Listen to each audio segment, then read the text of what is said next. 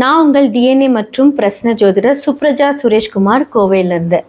இன்றைக்கு நம்ம பார்க்க போகிறது ஆவணி மாத பலன்கள். நிறைய நல்ல பண்டிகைகள் இந்த மாதத்தில் வரப்போகுது. கோகுலாஷ்டமி, அடுத்ததாக விநாயகர் சதுர்த்தி அண்டு மலையாளிஸ் ரொம்ப சிறப்பாக கொண்டாடப்படுகிற ஓணம் பண்டிகை. இது எல்லாமே ரொம்ப ரொம்ப ஒரு சிறப்பான விஷயங்கள் இந்த மாதத்தில் நடக்க போகுது. அடுத்ததான் இந்த உலகத்தில் நடக்கக்கூடிய சில மாற்றங்களை பற்றி நம்ம பார்ப்போம். பொதுவாக என்ன மாதிரியான காம்பினேஷன் இருக்குது அப்படிங்கிறதையும் நம்ம பார்ப்போம். சூரியன், கேது, புதன் இவங்க எல்லாருமே காலபுருஷ தத்துவத்தின் 5ஆம் வீட்டில் சேர்க்கை பெறுகிறார்கள். இந்த காம்பினேஷன் ஆல்ரெடி கும்பத்தில் ராகு இருக்காங்க, கடக வீட்டில் குரு தனித்து நிற்கிறார், அப்புறம் மிதுன வீட்டில் செவ்வாய் தனித்து நிற்கிறாங்க, சுக்கிரன் கன்னி வீட்டில் தனித்து இருக்கிறார். அடுத்ததாக பார்த்தீங்கன்னா சனி பகவான் காலபுருஷனோட வீட்டில் 12ஆம் வீட்டில் ஆல்ரெடி இருக்கார். இத்தனை காம்பினேஷன்ஸ் போய்கிட்டு வந்துட்டுருக்கு. இதில் மெயினாக பார்த்தீங்க அப்படின்னா இந்த சூரியன் யாரோட இணைந்து இருக்கிறார் அப்படின்னா கேது பகவானோட இணைந்திருந்து, புதன் பகவானோட இணைந்திருந்து அழகாக சமசப்தம் பார்வை ராகு எல்லாரும் பார்க்குறாங்க. இந்த காம்பினேஷன் ஒரு எச்சரிக்கை கொடுக்குது அப்படின்னு தான் சொல்ல முடியும்.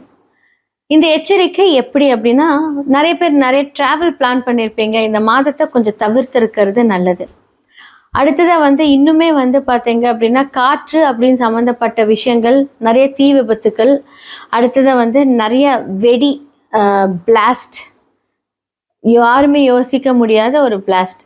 இது இதே காம்பினேஷன் நம்ம இதுக்கு முன்னாடி நம்ம பார்த்துருக்கோம். நம்ம ஃப்ளைட் கிராஷெலாம் பார்த்துருக்கோம். இதே காம்பினேஷன் என்ன அப்படின்னா, அப்போ சூரியன் கேது மட்டும் இருந்து பார்த்துருக்க, இப்போ புதன் இணைந்து பார்க்குறாங்க. ராகுவும் பார்க்குது. இந்த மாதிரியெல்லாம் இருக்கும்போது என்ன அப்படின்னா, மீடியா ஃபீல்டு இதில் நிறையா பாதிப்புகளை நம்ம பார்க்க போகிறோம். மீடியா ஃபீல்டில் இருக்கிறவங்களுக்கு பிரச்சனை. அதே மாதிரி கெமிக்கல் ஃபேக்ட்ரிஸ், ட்ராவலிங் பண்ணுறவங்க இதெல்லாம் கொஞ்சம் யோசித்து நீங்கள் இந்த மாதத்தை கொஞ்சம் கடந்தீங்கன்னா ரொம்ப நல்லாயிருக்கும் அப்படின்னு தான் நான் சொல்லுவேன். இதெல்லாமே கொஞ்சம் ஜாக்கிரதையாக இருக்கக்கூடிய ஒரு காலங்கள். மேஷம்லேருந்து மீனம் வரைக்கும் இந்த ஆவணி மாத பலன்கள் எப்படி இருக்குது? ஏன்னா சூரியனோட டிரான்சிட் ஆகஸ்ட் மிட்லேருந்து செப்டம்பர் வரைக்கும் இருக்க போகுது. இந்த டிரான்சிட் சூரியன் இங்கே இருக்கும்போது தான் அப்படின்னா ஏன்னா சேர்ந்துருக்கிற கிரகம் அப்படி. இவங்களுடைய ராசிகளுக்கு எப்படி இருக்குது அப்படிங்கிறத நம்ம பார்த்துடலாம். சிம்ம ராசிக்காரர்களுக்கு இந்த ஆவணி மாத பலன்கள் எப்படி இருக்க போகுதுன்னு பார்க்கலாம். ஆடி மாதமாக இருக்கட்டும், இந்த ஆவணியோட ஸ்டார்டிங்காக இருக்கட்டும், கொஞ்சம் ஃபேவராக இருக்குது அப்படின்னு நான் சொல்லியிருந்தேன். ஸ்டில் பார்த்தீங்க அப்படின்னா உங்களுக்கு எதிரியாக இருக்கக்கூடிய சனி பகவான் வக்கரமாக இருக்காரு. ஓகே, ஒரு விஷயம் நல்ல விஷயம். ஆனால் அதர் பிளானட்ஸ் உங்களுக்கு எப்படியான ஒரு இம்பேக்ட் கொடுக்குது அப்படின்னு பார்க்கலாம். இல்லை உங்களுடைய லக்னத்தில் யார் இருக்காரு அப்படின்னா சூரியன் உட்காந்துட்டாரு. அடுத்ததாக கேது புதன் இருக்காங்க.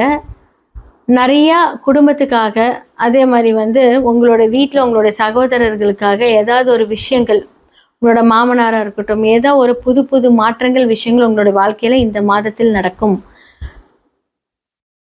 நிறைய விஷயங்கள் உங்களுடைய மனைவிக்காக இருக்கட்டும், உங்களோட பார்ட்னர்ஸ்க்காக இருக்கட்டும், ஹெல்த் இஷ்யூஸ் இருக்கும். அதெல்லாம் இப்போ கொஞ்சம் சரியாக இருக்கும். ஓகே, இன்னும் கொஞ்சம் ரியலைஸ் ஆகிட்டு வருது, ரொம்ப நல்லா இருக்குது அப்படின்னு சொல்லுவாங்க. செவ்வாய் பார்த்தீங்க அப்படின்னா உங்களுடைய 11ஆம் வீட்டில் பகையோட வீட்டில் இருக்காரு. மூத்த சகோதரர்களுக்கு நீங்கள் என்னதான் செய்தாலுமே தொழில் அப்படி இல்லாட்டி பார்த்தீங்க அப்படின்னா சொத்து சம்மந்தப்பட்ட விஷயத்தில் இந்த டைம் பிரச்சனை ஸ்டார்ட் ஆகிருக்கும். நிறைய பேர் குலதெய்வ வழிபாடுகள் போகலான்னு சொல்வீங்க. கேது அந்த இடத்துல இருந்துட்டு நிறைய தடைகளை கொடுப்பார். செவ்வாய் 11ஆம் வீட்டில் பகை வீட்டில் இருக்குது. பொதுவாக செவ்வாய் அப்படிங்கிறது பார்த்தீங்க அப்படின்னா உங்களுக்கு ஒரு பூமிக்காரகன். இட சம்மந்தப்பட்ட ஒரு பிரச்சனைகள் இருக்கும். குடும்பத்தில் அது உங்களுடைய சொத்து பிரிக்கிறதுக்கான வேலைகள் ஏற்படும், அதோட பிரச்சனைகளை ஸ்டார்ட் ஆகும்.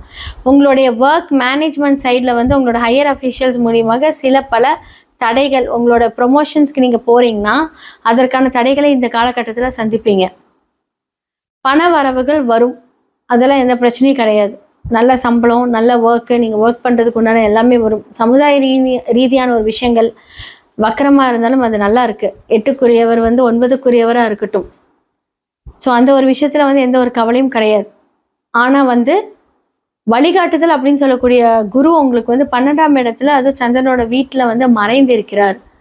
மறைந்து உச்சம் பெற்று இருக்கிறார். உச்சம் பெற்ற கிரகம் மறைந்தாலும் அது ஒரு நீச்சத்தன்மையை தரும். அப்போது யாராவது உங்களை கைட் பண்ணுறாங்க அப்படின்னா தயவு செஞ்சு கேட்டுக்கோங்க. அதை வந்து கன்ஃபார்ம் பண்ணாதீங்க. அவசரப்பட்டு எந்த முடிவும் இந்த காலகட்டத்தில் எடுக்காதீங்க. சொல்லுவாங்க, நீ வா, வெளியே வா, ஒரு பிஸ்னஸா வா, பார்த்துக்கலாம், நீ சின்னதாக இன்வெஸ்ட்மெண்ட் போட, இருக்கிற வேலையை விட்டுரு, நான் பார்த்துக்கிறேன் அப்படின்னு ஏதாவது ஒரு கன்வின்ஸ் பண்ணி உங்களை கூப்பிட்றாங்க. நான் சொல்கிறது ஒரு எக்ஸாம்பிள் தான். இதை நீங்கள் எப்படி வேணாலும் உங்களோட லைஃப் என்ன வருதோ அதை அப்ளை பண்ணிக்கோங்க. நீங்கள் ஒரு வேலையை விட்டு நீங்கள் வெளியே வந்து அவங்கள நம்பி வரும்போது அவங்க என்ன பண்ணுவாங்க அப்படின்னா உங்களுடைய நம்பிக்கையும் கெடுத்து விட்டுருவாங்க. உங்கள் கையில் இந்த காசையும் வாங்கி உங்களை ஏமாற்றிடுவாங்க. ஏன்னா அந்த மாதிரியான ஒரு ட்ரபிள் ஃபேஸிங் டைம் தான் அது. ஆல்ரெடி வந்து அஷ்டம சனி பார்வையில் இருக்கீங்க நீங்கள். அவர் வக்கரமாக இருந்தாலும் அவர் வந்து இப்போ நல்லது பண்ணிகிட்ருக்காரு. ஏதோ ஒரு வகையில் உங்களுக்கு வந்து ஒரு வருமானத்தை கொடுப்பார். ஒரு ப்ரெஷர் டென்ஷன்லேருந்து ஓகே இப்போதைக்கு பரவாயில்ல அப்படின்னு சொல்கிற அளவுக்கு வந்து ஒரு விஷயத்தை கொடுப்பார். அப்போ மாமனார் மூலியமாக ஒரு பிரச்சனை, அதாவது உங்களோட சுய ஜாதகத்தில் அது வேறு மாதிரி இருந்தால் அது வேறு மாதிரி ஒர்க் பண்ணும். இப்போ வந்து செவ்வாய் அப்படிங்கிறது 11ஆம் வீட்டில் உட்காந்துட்ருக்காரு. ஸோ மாமனார் சார்ந்த ஏதாவது ஒரு குடைச்சல் பிரச்சனை, இல்லை வந்து பார்த்தீங்க அப்படின்னா அப்பாவோட அப்பா ஏதாவது ஒரு சொத்து தகராறு இந்த காலகட்டத்தில் நடக்கும். ஸோ புதன் லக்னத்தில் இருக்கும்போது நீங்கள் வந்து என்ன பண்ணுவீங்க அப்படின்னா பிளான் பண்ணுவீங்க. ஓகே, இந்த முன்னாடி இந்த பிரச்சனை வருங்கிறது யூகித்து அதற்குண்டான சொல்யூஷன் எடுப்பீங்க. இதே தான் வந்து ஸ்டடீஸ். புதுசாக மாணவர்கள் நீங்கள் படிக்கிறீங்க அப்படின்னா சில ஸ்ட்ரகிள்ஸ் அப்டக்கல்ஸ் இருக்கும், ஆனால் சூப்பராக படிச்சிருவீங்க. இதே நீங்கள் பெண்களாக இருக்கீங்க அப்படின்னா முடிஞ்சளவுக்கு உங்களோட ஜாதகத்தை பார்த்துக்கோங்க. ஏன்னா 11ஆம் வீட்டில் பகை வீட்டில் செவ்வாய் வந்து தனித்திருந்து உங்களுடைய குடும்பத்தை பார்க்கிறார். அப்போ என்னன்னா குடும்பத்தில் சில கிளாஷஸ், ஒரு திடீர் முடிவுகள், திடீர் மாற்றங்கள், திடீர்னு சொல்லக்கூடிய ஒரு விஷயங்கள் சடனாக வந்து அப்படியே ஒரு பிளான் பண்ணிட்டே போவீங்க, அது அப்படியே கட் ஆகிடும். ஸோ ஜாக்கிரதை. ஏன்னா வந்து செவ்வாய் 4ஆம் பார்வையாக தன்னுடைய உங்களுடைய 2ஆம் வீட்டை பார்க்குறாரு. அப்போ வருமானம் யோசிச்சுட்டு இருக்கீங்க, யார்கிட்ட கொடுத்த காசு வரணும்னு நினச்சிங்கன்னா அதில் ஒரு தடையை கொடுப்பாரு செவ்வாய். ஸோ பொதுவாக வந்து 5-10 வந்து உங்களுடைய 11ஆம் வீட்டில் இருக்காரு. சொல்லுவாங்க 11ஆம் வீட்டில் எந்த கிரகங்கள் இருந்தாலும் ரொம்ப நல்லா இருக்கும், லாபத்தை தரும். அது உங்களுக்கு அந்த மாதிரியான விஷயங்கள் கிடையாது. லாபத்தை விட அந்த இடத்துல வந்து சிறிதளவு ஒரு பிரச்சனைகளை கொடுப்பார். அப்போ வந்து பிஸ்னஸில் வந்து நீங்கள் ஒரு விஷயத்தை கொண்டுட்டு போவீங்க, சடனாக உங்களோட கோபத்தினால என்ன பண்ணுவீங்க, அந்த பிஸ்னஸே வேண்டாம், அப்படி என்ன நம்ம ஒர்க் பண்ணணும் அப்படின்ட்டு ஒரு கோபத்தினால் அந்த ஒரு பிஸ்னஸோ இல்லை ஒரு காரியமோ வந்து தடைப்படக்கூடிய ஒரு மாதம் தான் இந்த மாதம். ஸோ கோபத்தை கண்ட்ரோல் பண்ணிக்கோங்க. முடிஞ்சளவுக்கு வந்து யோசித்து நிதானித்து ஒரு விஷயத்தை மூவ் ஆன் பண்ணிக்கோங்க. ரொம்ப நல்லாயிருக்கும்.